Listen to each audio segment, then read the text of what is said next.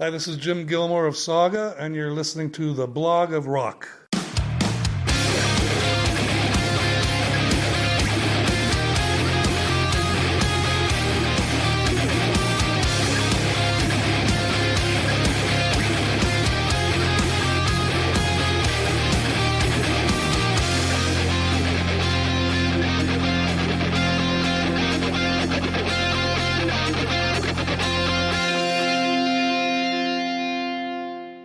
Hallo, willkommen bei The Blog of Rock, deinem Hardrock- und Heavy-Metal-Podcast-Musikmagazin. Ich bin Uwe Lerch und ich nehme dich backstage mit zu den Rockstars. Natürlich quatschen wir über die Musik, die uns alle verbindet, über neue Platten, über Livepläne und was früher so war. Aber wir sprechen auch über die Menschen dahinter. Was hat sie inspiriert und motiviert und welche Rockstar-Tipps haben sie für dich da draußen? In den Shownotes, das ist die Beschreibung zu dieser Episode, über die du das hier gerade hörst, findest du einen zentralen Link für alle weiteren Informationen, der dich aber auch in meine offizielle Facebook-Gruppe führt. Ich würde mich freuen, wenn wir uns hier kennenlernen. Bist du nun am Start? Na dann komm doch mit! Ich bin wirklich überwältigt auf die Resonanz auf das Interview mit dem Saga-Frontman Michael Sadler.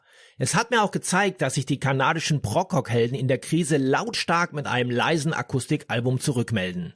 Daher gibt es heute einen kleinen Nachtisch aus meiner Schatztruhe. Das wahrscheinlich letzte Interview mit einem Saga-Bandmitglied 24 Stunden vor dem Abbruch der Out of the Shadows Tour im März 2020, als man in Deutschland das Ausmaß der Pandemie nur erahnen konnte.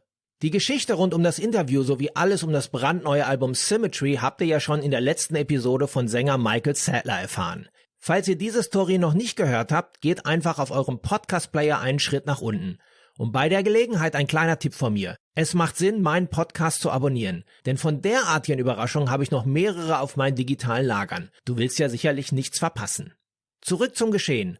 9. März 2020, Neu-Isenburg bei Frankfurt, Hugenottenhalle. Wir sind im Backstage-Bereich, circa 2 Stunden vor der ausverkauften Show. Mein Gast damals Jim Gilmour, der Keyboarder, den alle nur Daryl nennen. 1 Jahr blieb dieser Talk im Archiv. Jetzt möchte ich ihn euch nicht länger vorenthalten. Viel Spaß! So, how's been the tour so far for you? Really, really good, but very tiring. A lot of drives. But the shows have been great. Absolutely. Tonight's going to be great. Yeah, it's packed house so far. Yeah. What I've heard. Yeah, Very good. It's amazing because I've seen Saga multiple times, and I think it's an up and down through the 40-something years. Yeah. Oh well, it's like that for a lot of bands, Yeah. you know, except the Rolling Stones. But But the good thing is you're on the way up. What Yeah. I considered when I was the past shows I've seen from you, you played the Colossal multiple times, which is a small venue in Yeah. Gothenburg. Last time I saw you at the Castle in Wertheim, which Oh, was yeah. an amazing That show was at the great. old castle. Yeah, yeah. So it's pretty good to see that Saga is on the way up. yeah, and hopefully it continues that way. Yeah. So how do you see it? Where does it come from? Is it a new generation coming after? There's a bit of that. I mean, when you look in the audience, they're all ages. I mean, from kids that are brainwashed by their parents and you know, people our age, and yeah, it's nice to see. And women are starting to come back to the shows. That's good. So, yeah. And hopefully the daughters too. Yeah. So my theory is, because for about a good 10 years, it was just all musicians and guys. Yeah. So my theory is all those women are now divorced and they remembered the good times back. Although I remember in the early days when Saga was at their heights in the 80s, I saw also a lot of women because Saga was not, it's not a hard rock heavy metal band. So you had a lot of melodies, especially on the Worlds Apart album where you had the big hits and the Heads or Tails album. Yeah, so a lot of women got attracted even back then. Yeah, even though it's progressive rock, we still have our, more pop elements to some of the things. So I guess that's what it is. Yeah, we're kind of different than all the other prog bands. So tell me, what made you coming out of the shadows and back into the light? The obvious question. It was never intended to be ended. It was intended that we pick and choose now. There's no way any of us want to go on the road for 3 months at a time. I mean, we're having a hard time with just 1 month. But that's mainly what it is. So we just pick and choose Like, you they'll love ask us what we want to do. We'll go, nah.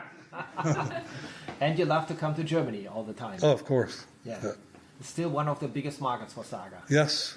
Funny thing is, when you take a look at Wikipedia, it's been said that Saga is a Canadian progressive rock band, which is very popular in Germany and Puerto Rico. Yeah. So what is this story all about? We have no idea. Puerto Rico and Germany have nothing in common, but we always do well there. Yeah. Yeah. So you play there a lot? We usually every 2 years. Okay. We played there a year ago, October. But coming back to the nowadays, touring in 2020 is a bit different, especially when you have the virus around. Yeah. So, what is touring like these years, especially when you have these threats all around? Well, we have been keeping minimal contact with the public and no shaking hands, and unfortunately we've had to cancel our meet and greets and our fan meetings. Yeah. A lot of them weren't happy about it, but one person in the band gets sick, we're done. We won't be able to go on the cruise. We won't be able to fly home. Yeah. But most people, I hope, are understanding. So that's why At least you're playing there. Some tours already got cancelled. Yes. Soccer games got cancelled. In Italy, they're playing football games with no crowd. So this will happen in Germany on the weekend. Really? Yes. Wow. Yeah, that's crazy. So Bayern München will play without a crowd. That's right. Yeah. Holy crap! I didn't know that. This is crazy. So tough times, but Yeah. you're good in shape. We're fine. We're washing our hands. I'm holding on to my hand sanitizer because you can't buy them anywhere. So this is the new drug of Saga. Yeah. And I was talking to my Scottish friend on FaceTime an hour ago. He said you can't buy toilet paper, you can't buy hand sanitizer.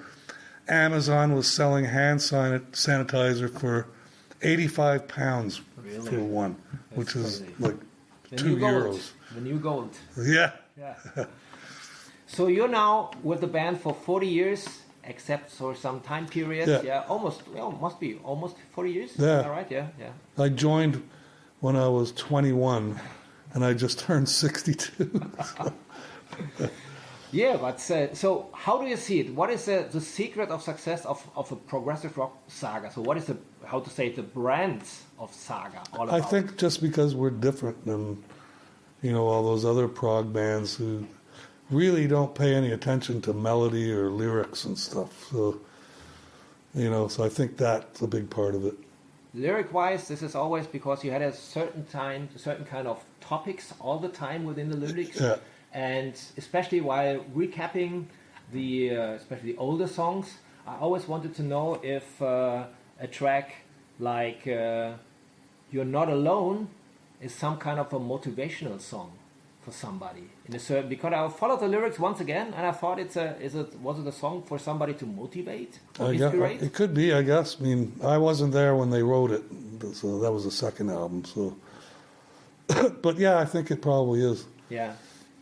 And so it's always crazy to see how the people will sing along the songs. Well, tonight you'll see they're singing along to a lot of other songs that are surprising. They're even singing guitar solo parts now. That's nice, yeah. That's nice. What is the main difference between Saga nowadays? I mean, not only music-wise, but also in terms of organization. So back in the 80s, when Saga was one of the top bands in Germany, you had lots of staff around, big, all the promoters with lots of people. Nowadays, it's more like a family traveling around playing shows. Yeah, well, now that we've hooked up with Shooter, who are now taking over a lot of that, and so that's part of the reason that's going so well. So, and they're taking care of a lot of business stuff for you as well. Yes. So the band, we manage ourselves. Me, Michael, and Ian, we all have our separate jobs that we take care of, but we all work together on it. I'm happy to talk with you because there's always one certain time at a concert where you coming more into the light. Yeah. So how did it happen at that time that you was singing Scratching the Surface? Well, I wrote it, and the producer originally did want Mike to sing it, and then Jim said, no, Daryl's singing it. So yeah. And so, you're always happy to do it every night. Oh, yeah. Yeah? Well, now I'm allowed to sing 2 songs, so... Oh, good. That's good. That's good. So you're coming back to Germany in the summer once again? Yeah, Playing some more shows, some open airs? Yeah, So- one with Deep Purple, right? What's that one called? It's Lieder am See. Right, Lieder am See. Yeah. Yeah, that'll be neat. Yeah, and some castle shows as well in Koblenz, as far as I've seen. And Neuleiningen as well. Yes. Yeah.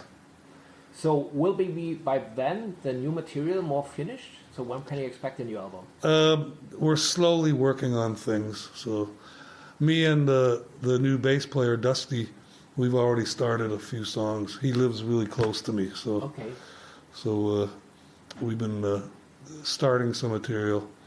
But we have another album coming out before that, but I can't talk about it. So Saga, that's a surprise album. Okay, so we're looking forward. So different to Michael, who lived in Germany for a while, but you kept on coming back to Germany quite a long time. What is your German knowledge in terms of language? What? Well, I did kind of live in Munich off and on for a few years, so my German was more Bavarian. So, but yeah, I mean, if I'm here long enough, I can hold some slow discussions. Really? As long as it's slow, yeah. But Bavarian? Yeah, more Bavarian, yeah. No Frankfurt type of? No, I mean, to me, I can't tell the difference, but I know you guys can. Okay, so what can we expect tonight? I've heard that on the set list it's much more, let's say, not only the obvious tracks like we had in this last summer on the summer tour, but also some special tracks which came after the first period. So yeah, there's we tried to change. From now on we're going to try and change it up as much as we can. So yeah, there's some tracks that we either have never played or haven't done in a long time. So it's also some fan favorites. They ask you to. Yeah, there's a couple of those, but some of them we just don't want to do. So. Did you ever play Out of the Shadows before? Once on the Behavior tour, I think we did. Yeah. Okay. That's Because a long time ago. I've seen you so many times, but I did not remember you ever playing the song. So Yeah, I think only on one tour a long time ago. Okay, so thank you very much, Jim. Wenn dir diese Episode gefallen hat, folge mir doch gerne beim Podcast-Dealer deines Vertrauens, damit du auch die nächste Folge nicht verpasst.